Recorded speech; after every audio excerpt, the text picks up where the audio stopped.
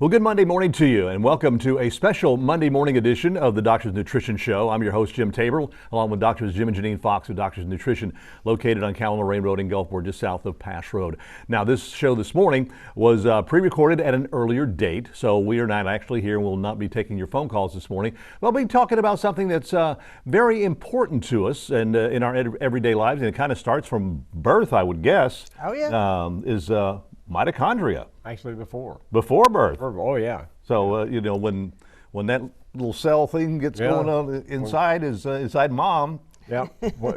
Actually, when it starts dividing, when they start dividing, the mitochondria is playing a role in it. Yeah. Mm-hmm. So what is mitochondria? Well, a lot of people, and I always kind of laugh at this, but they call it the powerhouse of the cell, because it really does provide basically energy for the cell in a lot of ways. It does a lot of other stuff too, but that's what everybody calls it, the battery of the cell and or the powerhouse of the cell. Mm-hmm. So it actually provides the energy for the cell to function.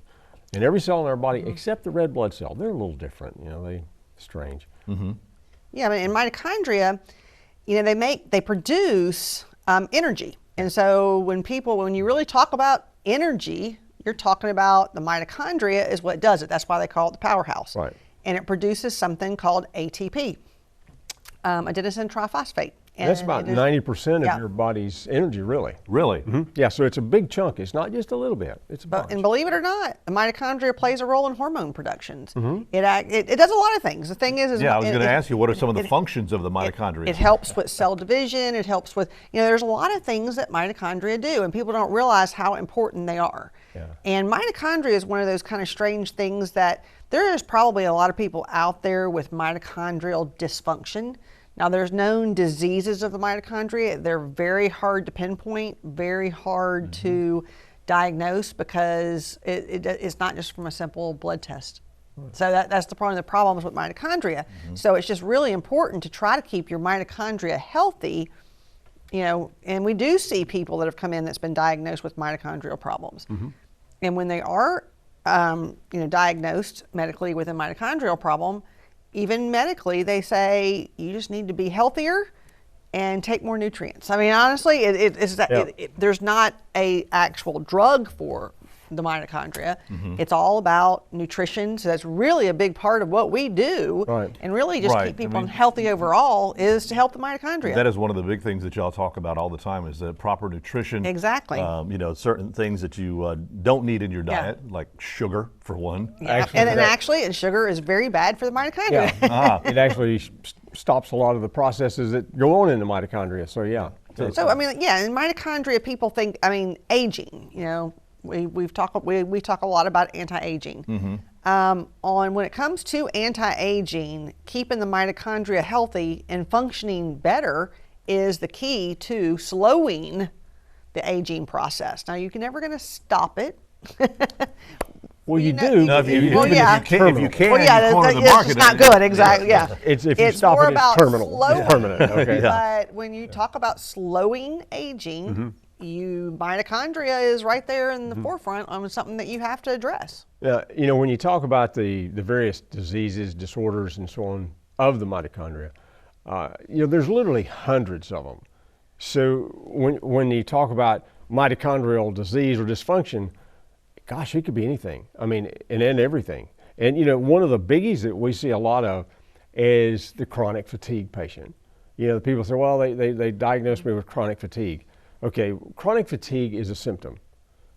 What causes it? And a lot of it goes back to like mitochondrial dysfunction. So from that standpoint, you get a mitochondrial problem, and those people, if they're not treated appropriately with the right kind of nutrition and so on, they're not going to have a happy life. They're kind of miserable all the time. And it's not because they're just faking it or something. It's because they've got something truly wrong, and there's not a quote unquote drug that they can give you that's going to make it all better. That's the downside. All they can do is treat the symptoms. Are there any foods that we can eat that affect mitochondria? There really are, and there's some really good foods too. Looking at your berries, blueberries is probably one of the best. Yeah, I love those. I just go and grab a handful. Yeah. The darker, richer berries. Colors, yeah. Pomegranate is another thing, the dark red and the dark purple, blackberries, blueberries, your berries, because of the antioxidant effect. Right. It actually has, because that's where you get a lot of your antioxidants naturally, is in your really dark colored berries. And so, like pomegranate actually is a fruit, not a berry, but so that's kind of where you get that, is definitely the antioxidants. Now, another thing is fat. Fat? Fat. And we're not talking about like bacon fat, something well, actually, bacon fat, butter is one of the things they've had good, I mean, when they look at the fat, they say you definitely want it to be organic, grass-fed. You know what I mean? You want, because it contains different components when the animal is fed what they are supposed to eat. So beef is one of the good things they say for actual mitochondrial is beef. But if they say you really want grass-fed and organic. So because you want clean sources, and but when it comes to the fat, avocado oil, they have stuff on, olive oil. But they do. Grass-fed butter is one of the things that they've shown helps the mitochondria. Yeah. And there's a difference between butter and margarine. So we're not talking about margarine. I know exactly. That's what I'm trying to say. Don't go there. And it's just, I can't believe it's not butter. Don't know. Yeah. It's just not butter. It's not butter. What can I say? Right. So definitely want to use that. Like I said, clean sources of foods. That's the big thing, and not high sugar, lower glycemic, like we always talk about. So that makes a big difference. And also when it comes to, I guess you would say, foods, it's not really foods, it's more about how you eat them. Yes. Intermittent fasting has definitely shown to be beneficial to the mitochondria. Yeah, we get a lot of people in, and somebody has told them, well, you need to eat 5 or 6 meals a day. Absolutely the worst thing you can do. Yeah, it really is. I mean, and they've shown this time and time again, in research. I know of people that do what they call grazing. It's like they just kind of eat little things throughout the day. As long as they graze like just a few of this and that and the other, that's one thing. But when you start taking a plate and taking it up, then now you're getting way too much at one time. Yeah, because on the mitochondria, they've actually found that on fasting, the mitochondria actually do better. Yeah. Mitochondria function better. They actually start, that's why there's so much anti-aging when it comes to intermittent fasting. Yeah. Okay. All right, we've got a special pre-recorded edition of the Doctor's Nutrition going on this morning. We're talking about mitochondria, but we're going to take a break and we'll be right back. And welcome back. It's a special pre-recorded edition of the Doctor's Nutrition Show this morning. It was recorded at an earlier date, but we're talking about mitochondria, what it is, the role that it plays in our development, and how the importance of it. Does its function decrease as we age? It does. It decreases as we age, or even if the patient is sick from other diseases and so on, than just aging. Because basically aging is a disease. I mean, that's what the researchers that do a lot of the anti-aging stuff, they just say, basically, you got a disease. You're getting older. You're getting older, right? It's dis-ease. It's dis-ease. It's you are really not as easy. Everything's not working quite like it should. So we are. So yeah, it does decrease with age, and that's one thing that you want to work on for healthy aging, is making sure that this mitochondria are working. So I was going to say, so it's pretty important to keep it healthy. Oh, definitely. Yeah. So what kind of things is detrimental? What damages mitochondria? One of the big things, and we're going to say this, and I'll kind of tie it together.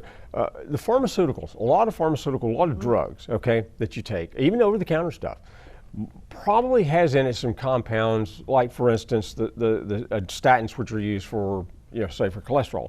Statins and some other drugs decrease the coenzyme Q10, and we've talked about coenzyme Q10 before. Right. But they decrease it. They actually block the body's ability to make it. Coenzyme Q10 is extremely important in mitochondrial function. Right. So if you take a drug that's got this blocking your coenzyme Q10 production, you're affecting your and there's mitochondria. many drugs that do it. So medications is one of the things that definitely that a lot of people do that do affect the mitochondria. That's why if you are on these medications, it's very important to supplement the nutrients that you need to help. So how would, do they ask their pharmacist if they're... They probably don't. Now, there are books on what is depleted by what medications. We've got Google it. We've got a book that goes back to, what, about 2000? Yeah, it's an old book, and they actually didn't like the production of it. And they never because- republished Nope. it. And it was a medical book and it that was- they didn't put back out. The pharmacist actually did it, Yeah. and it was a great little book, It and was. we've still got a copy. It's torn up. I mean, we Yeah. went through it so many times, but it's a great book. But you get into some of the other things you get into with mitochondrial dysfunctions from drugs, medications, is some of the toxic metals they use.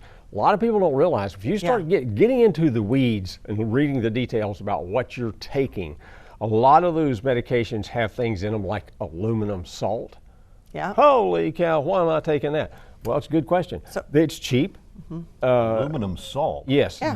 I don't think I've ever heard of that. I mean, Well, I've it's heard just of, an It's in a aluminum. lot. I've heard of It's the, just an the aluminum. pink Himalayan Yeah. salt. That's Well, no, also- no, No, but chemically, anything that's got a metal and something else attached to it, like it is going to be a salt. Yeah, they don't mean like a Chemically. salt, like eat salt. No, but no, no. It's A not little that same different. thing. Anyway, But a heavy metal. Heavy metal, We'll say right. heavy That's metals heavy metal. actually mess up the mitochondria.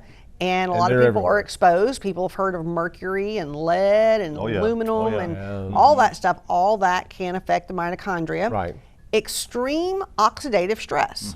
Now, when you talk about antioxidants help oxidative stress. Now, what causes the oxidative stress could be a lot of things. Oxidative stress comes from toxins. That's one of the big things. That's one of When the you start biggies. looking, we live in a toxic world, unfortunately.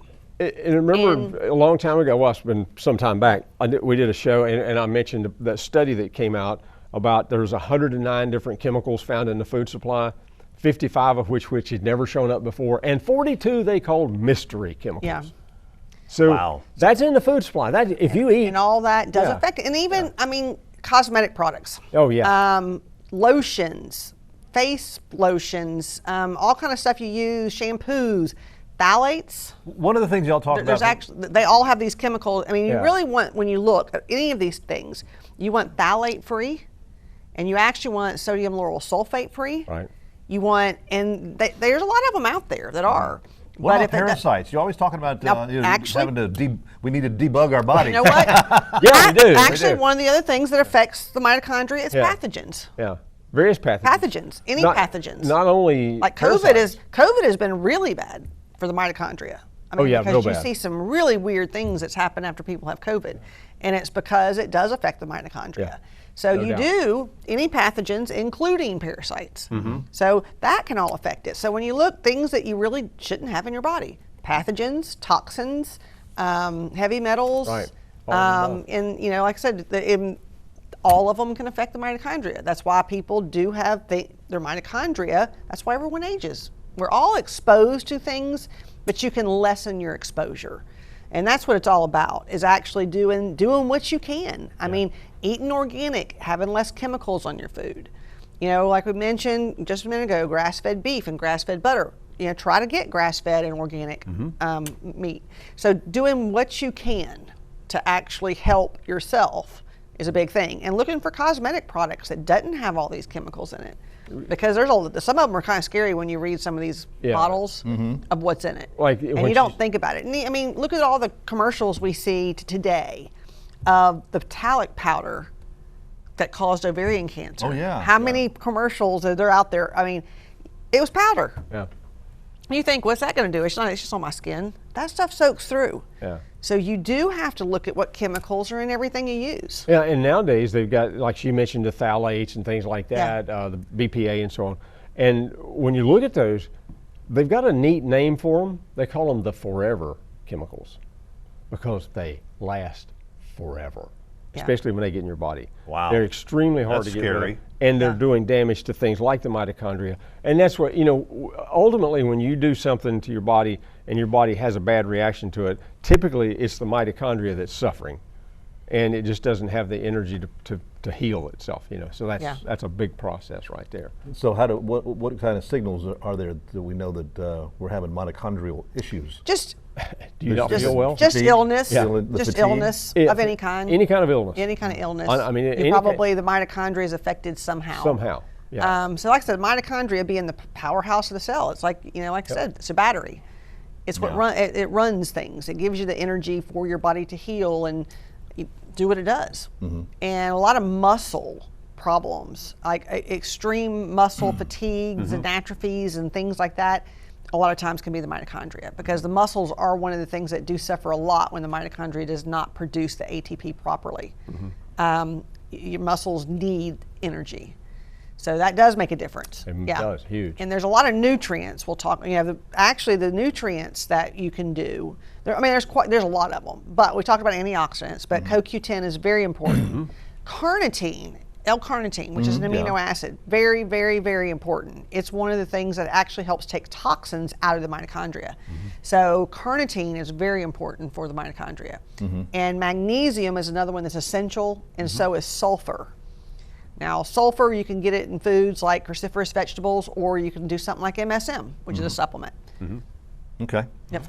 All right, we're going to tell you something else that you can do for mitochondria as well. We're going to take a break. We'll be right back in a special pre-recorded edition of the Doctor's Nutrition Show. And welcome back to a special pre-recorded edition of the Doctor's Nutrition Show. We're talking about mitochondria and the importance of it, keeping it healthy in our bodies. Now, you've talked about some supplements already. Are there any others that, you talked about CoQ10. Yeah. There's probably two biggies. Okay, just humongously big. One, and a lot of people probably have heard about this one, resveratrol. Yep. And of course, everybody thinks wine, okay, if the dark red wine, you're going to get some resveratrol.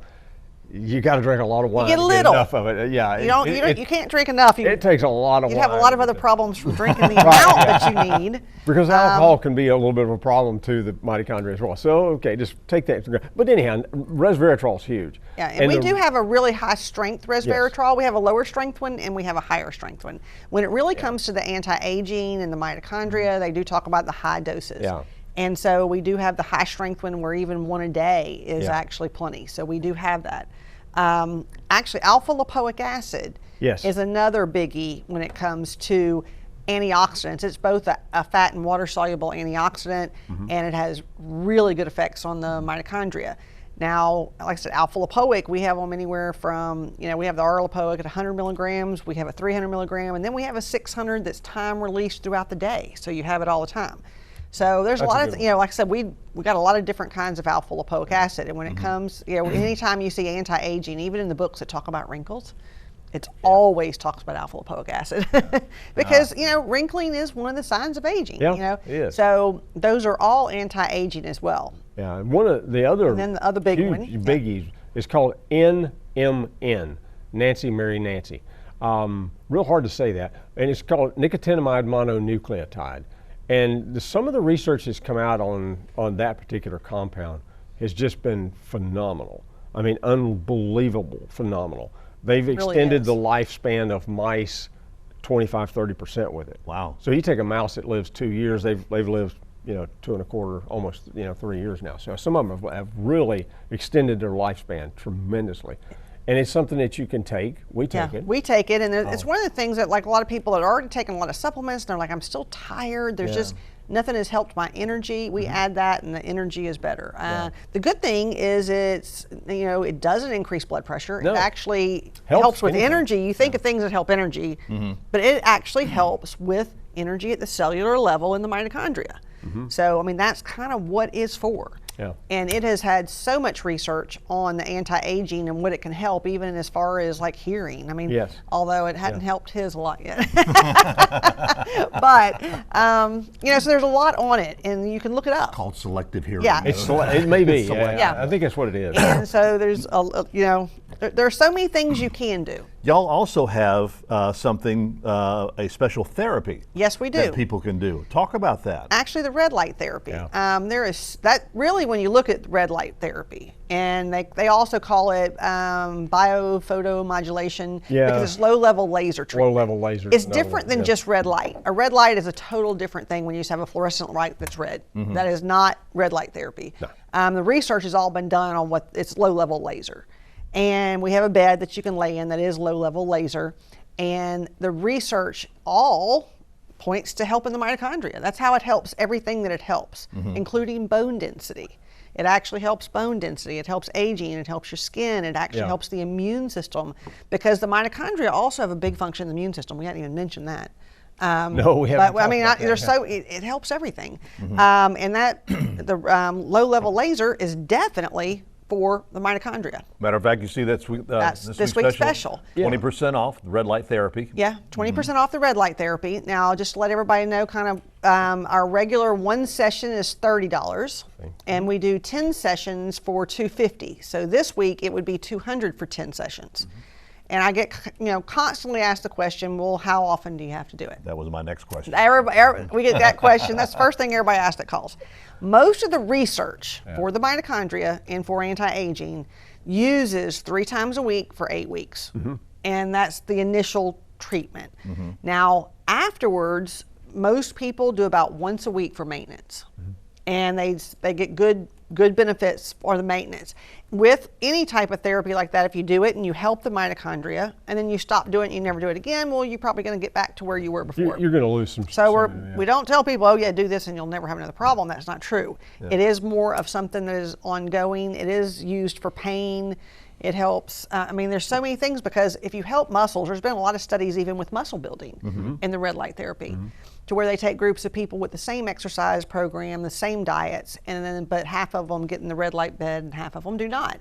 And I think they showed as much as a 30% increase in muscle building in the group that gets in red light therapy. Wow. It has really, really good benefits. We started the therapy ourselves because we wanted to do it. There's not any other thing like it around here. Yeah. There are some of the fluorescent tube red lights that's totally different thing.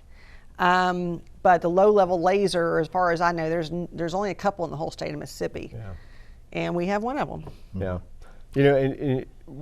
She mentioned, that osteoporosis or bone health and so on for the red light therapy, and it does that. And one of the ways it does that is through the mitochondria, because the mitochondria, back to good old calcium, so it doesn't matter how much calcium you take, if that mitochondria is dysfunctional, you're not going to be able to use it properly, because the mitochondria takes care of a lot. And we didn't even mention, with the red light therapy, dementia, and starting cognitive decline and things like that. It does make a difference. Parkinson's has a lot of research in a low-level laser.